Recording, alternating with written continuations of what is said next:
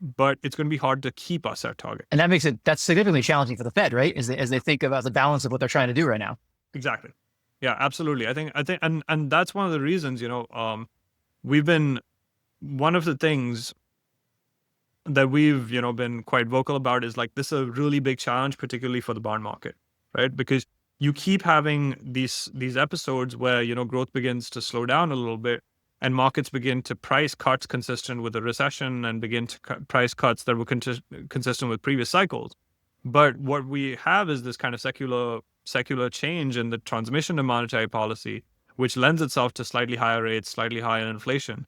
And so it's a challenge for policymakers, and it's a challenge for the bond markets more broadly as well. Let's pivot to how kind of this gets boiled into an actual investment strategy. And there's a couple different ones that you use, but I think what we'll do is we'll kind of step into the S&P 500 program. Yeah. And so just maybe at a high level, just talk, how do you think about taking these macro signals and actually turning that into an actual portfolio? Let's start there, and then we can talk about the specifics of this specific strategy. So what we try to do when it comes to signal construction is we're basically, we're trying to recognize that there are, in our world at least, three factors that determine the future returns of any asset.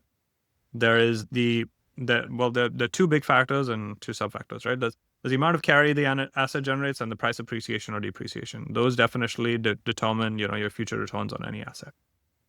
What we're trying to do is we're basically trying to say we want to have a dynamic but balanced exposure to carry, trend, and mean reversion.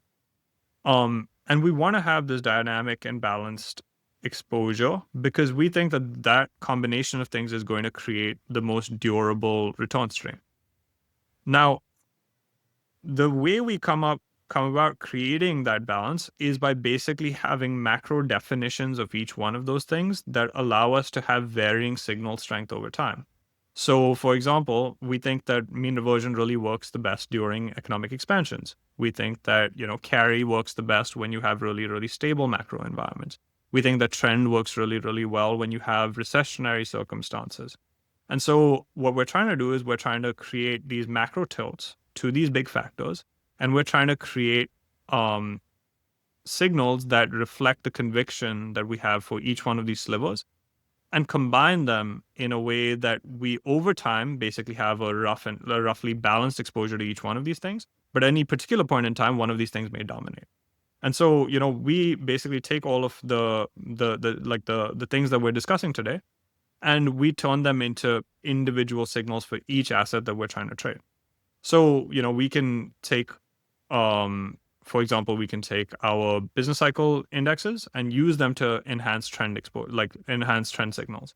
And then we can combine them with our carry and trend measures and create an aggregate equity index. And then we do that across all the assets that we trade in a given universe. We aggregate those into portfolios, and we apply, risk control measures and come up with an aggregate portfolio construction. And so, how is this up for the S&P 500 program specifically? Like, how do these kind of get incorporated into that? So, going to the S&P 500 program specifically, I wanted to give you guys kind of like the broad overview before diving into the S&P program. But so the S&P 500 program, right? There are basically 4 steps that we try to do. The first is we want to start with obviously passive. The way we start is we have passive equity exposure, and then we're trying every step to basically improve that passive exposure to basically improve risk-adjusted returns. Now, the first step that we employ is basically sector selection. Now, when we look at equity sectors, I think a lot of ink and digital ink has been spilled over kind of improving equity returns through sector selection and business cycle rotation. Macro people are very into business cycle rotation. What we found is that business cycle rotation is typically just not a great way to go about sector selection. The reason it's not ideal is because growth, which is what the business cycle is, flows pretty uniformly through all sectors. But what we found is that what really seems to drive in a macro sense sector dispersion is inflation shocks. And so what we try to do is we basically try to say, can we create a set of baskets that responds to real growth and inflation relatively well? And we try to select sectors based on those factors. From once we've come up with, whether we think we're in an inflationary environment or non-inflationary environment, we've selected the appropriate equity sectors. We go into what we call beta timing. Beta timing is basically us using our measures of macro trend and macro mean reversion to basically come up with something that is inherently uncorrelated beta broadly.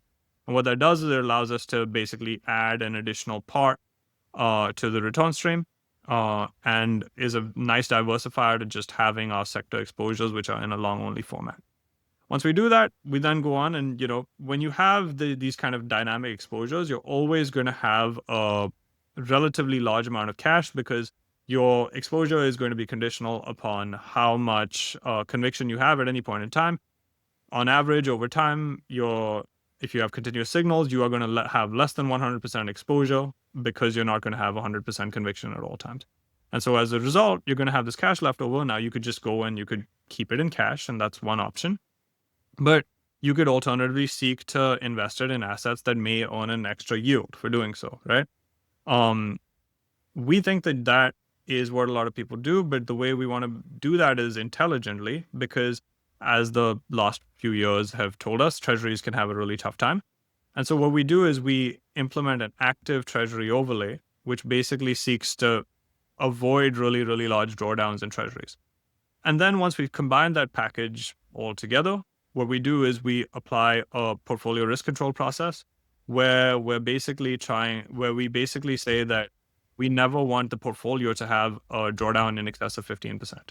And so we calibrate risk and positions to make sure that we never have a drawdown of more than 15%. We do that dynamically depending on where we are in our P&L curve.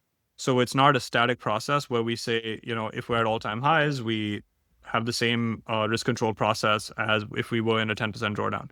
So as we go deeper into a drawdown, we pull back on risk more. As we get closer to our all-time highs, we tend to deploy more risk. Combine all of that, we think that that's a pretty good approach to overall trying to beat the benchmark, which is the S&P 500.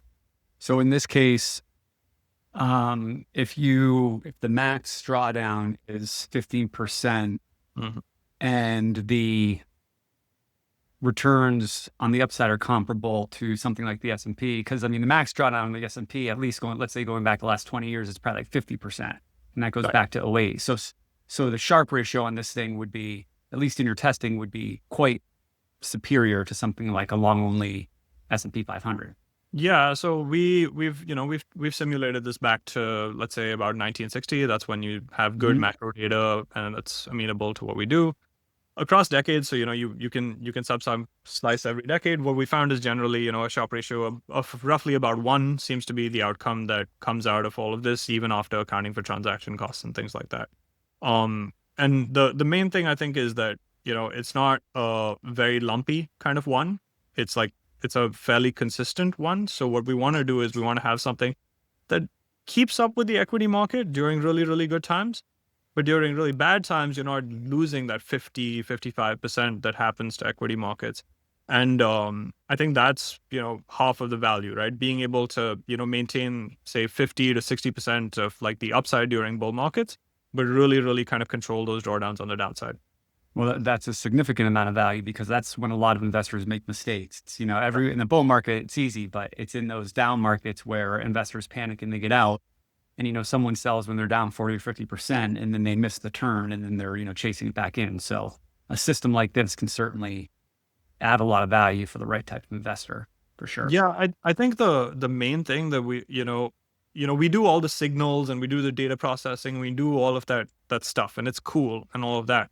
But me personally, the thing that resonated for me as somebody that uses my own product is I think the real value is having a clearly defined max drawdown and coming into every trading session, every trading week, every trading month, and basically saying that okay, we have a clearly defined max drawdown objective, and we're not going to violate that at any point. And I think that helps people using our systems to sleep a lot better at night. So yeah, I agree with you there. So this has been great. So we have, as you know, as a fan of the podcast, we have 2 closing questions, although I wouldn't blame you if you didn't know what they were because they're always at the end at like basically the 60-minute mark. So, but let's get to those. So the first one we like to ask all of our guests is, what is the one thing you believe about investing that the majority of your peers would disagree with you about? Can I give you 2? Sure. So I think the first one is tariffs don't matter that much. I think that's the first one I'll give you. So we'll blow up your comment section with that. And then the second one I think is that you don't have to account for every single thing in your investment process, right? I think this is less of a thing when it's less of a concern when you have a really seasoned quant that's been doing it for a really long time. It's kind of like the most common questions I'll always get is, how the latest, thing that's moving news is going to impact our portfolios, our signals. And about 50% of the time, I have no idea, and I think as quantitative investors, we need to be comfortable with that. Like there's a certain amount of the distribution that we're trying to explain that we think that we can explain. And where there is no way that your investment process is going to be able to account for every single thing and you're going to be able to engineer solutions for every single thing. So I think, as a macro investor, being on top of every bit of news, what the Fed did, what color tie Powell wore, it just doesn't matter that much. Staying focused on the things that matter and staying true to that, I think that that's something I generally think that my peers don't seem to do. It's great. And based on your experience in the markets, what's the one lesson you would teach your average investor? It comes from this principle that if you prepare for the absolute worst case outcome, all your surprises are fated to be positive ones. And so, if you can every day, every week, every month, know what is your worst case loss in markets, I think you will sleep a lot better, make a lot better decisions, and you will be a lot happier with your returns. That's great. Thank you very much, Aahan. We really appreciate it. Awesome. This is great chatting. Thanks, guys. Thanks so much for tuning into this episode. If you found this discussion interesting and valuable, please subscribe on YouTube or your favorite podcast platform, or leave a review or a comment. We appreciate it. No information on this podcast should be construed as investment advice. Securities discussed in the podcast may be holdings of the participants or their clients.